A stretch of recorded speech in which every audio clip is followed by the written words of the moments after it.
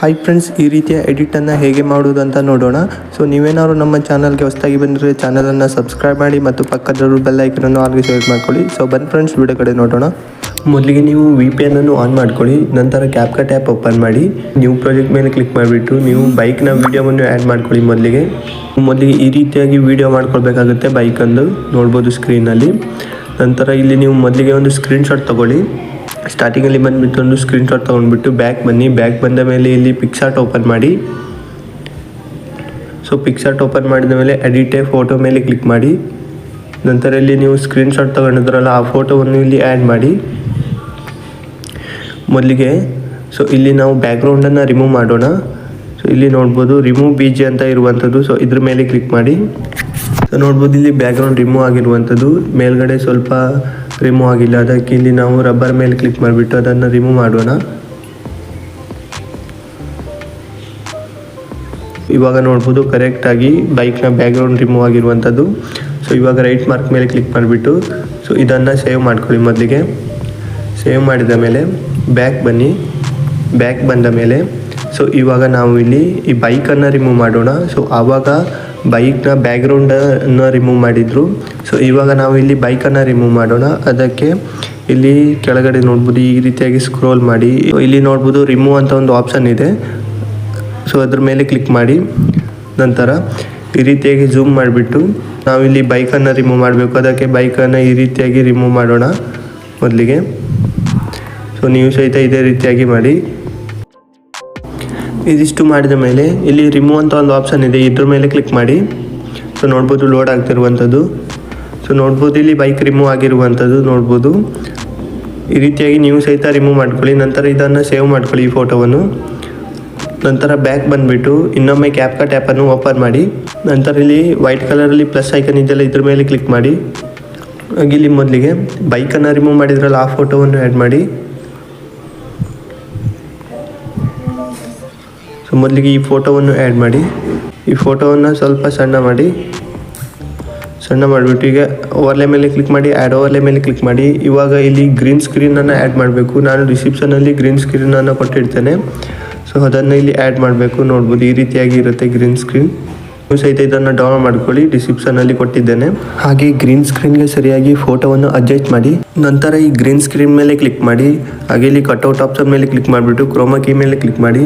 ಸ್ಕ್ರೀನಲ್ಲಿ ಒಂದು ಸರ್ಕಲ್ ಇರುವಂಥದ್ದು ನೋಡ್ಬೋದು. ಈ ಸರ್ಕಲನ್ನು ಈ ಗ್ರೀನ್ ಕಲರ್ಗೆ ಇಟ್ಬಿಟ್ಟು ಇಂಟೆನ್ಸಿಟಿಯನ್ನು 100 ಮಾಡಿ. ಹಾಗೆ ಶ್ಯಾಡೋವನ್ನು ಸಹಿತ 100 ಮಾಡಿ. ರೈಟ್ ಮಾರ್ಕ್ ಮೇಲೆ ಕ್ಲಿಕ್ ಮಾಡಿ. ನಂತರ ಇದನ್ನು ಇಲ್ಲಿ ಕೆಳಗಡೆ ಅಡ್ಜಸ್ಟ್ ಮಾಡಿ ಸರಿಯಾಗಿ ಈ ರೀತಿಯಾಗಿ ಅಡ್ಜಸ್ಟ್ ಮಾಡಿ. ನಂತರ ಓವರ್ಲೆ ಮೇಲೆ ಕ್ಲಿಕ್ ಮಾಡಿ, ಆ್ಯಡ್ ಓವರ್ಲೆ ಮೇಲೆ ಕ್ಲಿಕ್ ಮಾಡಿ. ಆವಾಗಲೇ ನಾವು ಬ್ಯಾಕ್ಗ್ರೌಂಡ್ ರಿಮೂವ್ ಮಾಡಿದ್ರಲ್ಲ ಬೈಕನ್ನು, ಸೊ ಆ ಬೈಕನ್ನು ಆ್ಯಡ್ ಮಾಡಿ ಇಲ್ಲಿ. ಇದನ್ನು ಮೊದಲಿಗೆ ಇಲ್ಲಿ ನೀವು ಈ ರೀತಿಯಾಗಿ ಝೂಮ್ ಮಾಡ್ಕೊಳ್ಳಿ. ನಂತರ ಇಲ್ಲಿ ಈ ವಿಡಿಯೋದ ಸ್ಟಾರ್ಟಿಂಗಲ್ಲಿ ಸ್ವಲ್ಪ ಮುಂದೆ ಹೋಗ್ಬಿಟ್ಟು ಸ್ಟಾರ್ಟಿಂಗಲ್ಲಿ ಇದನ್ನು ಕಟ್ ಮಾಡಿ. ಈ ರೀತಿಯಾಗಿ ಕಟ್ ಮಾಡಿಬಿಟ್ಟು ಈ ಕಡೆ ಪಾರ್ಟ್ಸನ್ನು ಡಿಲೀಟ್ ಮಾಡ್ಕೊಳ್ಳಿ. ಸೊ ಈ ಬ್ಯಾಕ್ಗ್ರೌಂಡ್ ರಿಮೂವ್ ಮಾಡಿರೋ ಬೈಕ್ ಇದೆಯಲ್ಲ, ಇದನ್ನು ಈ ವಿಡಿಯೋಗೆ ಸರಿಯಾಗಿ ಅಡ್ಜಸ್ಟ್ ಮಾಡ್ಕೊಳ್ಳಿ. ಬೈಕ್ನ ವಿಡಿಯೋ ಇದೆಯಲ್ಲ, ಈ ಬೈಕ್ಗೆ ಸರಿಯಾಗಿ ಅಡ್ಜಸ್ಟ್ ಮಾಡ್ಕೊಳ್ಳಿ. ಅಡ್ಜಸ್ಟ್ ಮಾಡಿದ ಮೇಲೆ ಇವಾಗ ಈ ಬೈಕ್ನ PNGಗೆ ಕೀ ಫ್ರೇಮನ್ನು ಆ್ಯಡ್ ಮಾಡಬೇಕು. ಸೊ ಇವಾಗ ನಾವು ರಿವರ್ಸಲ್ಲಿ ಕೀ ಫ್ರೇಮನ್ನು ಆ್ಯಡ್ ಮಾಡ್ತಾ ಹೋಗೋಣ. ಸೊ ಮೊದಲಿಗೆ ಈ ಎಂಡಲ್ಲಿ ಒಂದು ಕೀ ಫ್ರೇಮನ್ನು ಆ್ಯಡ್ ಮಾಡಿಬಿಟ್ಟು ಸೊ ಈ ರೀತಿಯಾಗಿ ಝೂಮ್ ಮಾಡ್ಕೊಳ್ಳಿ. ಕೀ ಫ್ರೇಮ್ ಆ್ಯಡ್ ಮಾಡಲಿಕ್ಕೆ ಸುಲಭ ಆಗುತ್ತೆ. ಸೊ ಮೊದಲಿಗೆ ಎಂಡಲ್ಲಿ ಒಂದು ಕೀ ಫ್ರೇಮ್ ಆ್ಯಡ್ ಮಾಡಿ.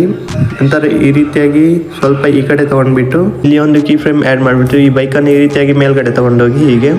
ನಂತರ ಇನ್ನೂ ಸ್ವಲ್ಪ ಹಿಂದೆ ಹೋಗಿ ಇಲ್ಲಿ ಒಂದು ಕೀ ಫ್ರೇಮ್ ಆ್ಯಡ್ ಮಾಡಿಬಿಟ್ಟು ಈ ಬೈಕನ್ನು ಈ ರೀತಿಯಾಗಿ ಸಣ್ಣ ಮಾಡಿ. ಹಾಗೆ ಇಲ್ಲಿ ಕೆಳಗಡೆ ತೊಗೊಂಡು ಬನ್ನಿ, ಪೂರ್ತಿಯಾಗಿ ಸಣ್ಣ ಮಾಡಿ.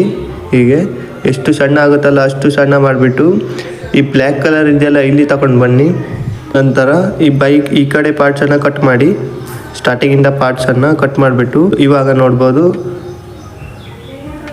ಸೊ ರೆಡಿಯಾಗಿರುವಂಥದ್ದು. ಸೊ ಇವಾಗ ಇಲ್ಲಿ ಗ್ರಾಫ್ಸನ್ನು ಆ್ಯಡ್ ಮಾಡೋಣ. ಸ್ವಲ್ಪ ಸ್ಮೂತಾಗಿ ಕಾಣುತ್ತೆ.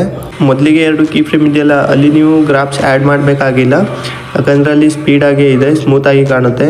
ಇಲ್ಲಿ 2ನೇ ಕೀ ಫ್ರೇಮ್ ಇದೆಯಲ್ಲ, ಇದರ ಈ ಕಡೆ ಆ್ಯಸ್ ಇನ್ 3 ಗ್ರಾಫ್ಸನ್ನು ಆ್ಯಡ್ ಮಾಡಿ. ನೋಡ್ಬೋದು ಇವಾಗ ಪ್ಲೇ ಮಾಡ್ತೇನೆ. ನೋಡ್ಬೋದು. ಹಾಗೆ ಇಲ್ಲಿ ಒಂದು ಶೇಕ್ ಎಫೆಕ್ಟನ್ನು ಆ್ಯಡ್ ಮಾಡೋಣ.